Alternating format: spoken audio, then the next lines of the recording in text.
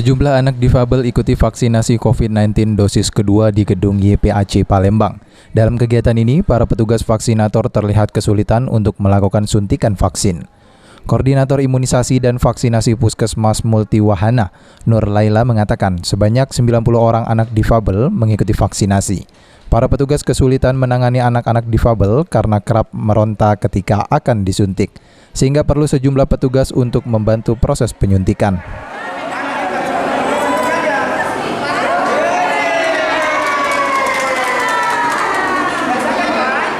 Atau targetnya berapa banyak Bu hari ini Bu?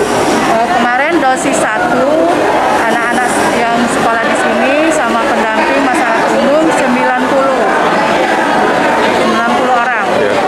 Hari ini?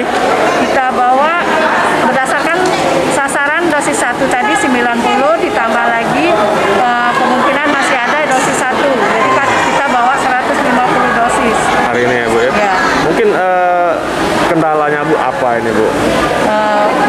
Seperti kita ketahui anak-anak di sini kan kita tidak tahu karakternya gimana.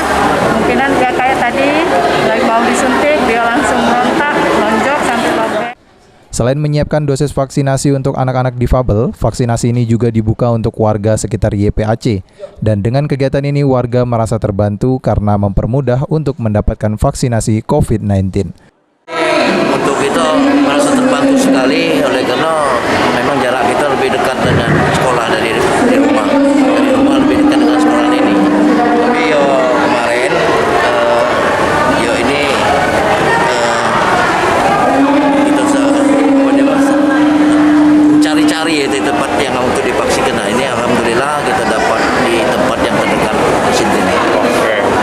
Tapi ada masalah tempatnya di sini ya Pak ya? Tidak ada masalah. Ini Pak. Sandi Pratama, PAL TV.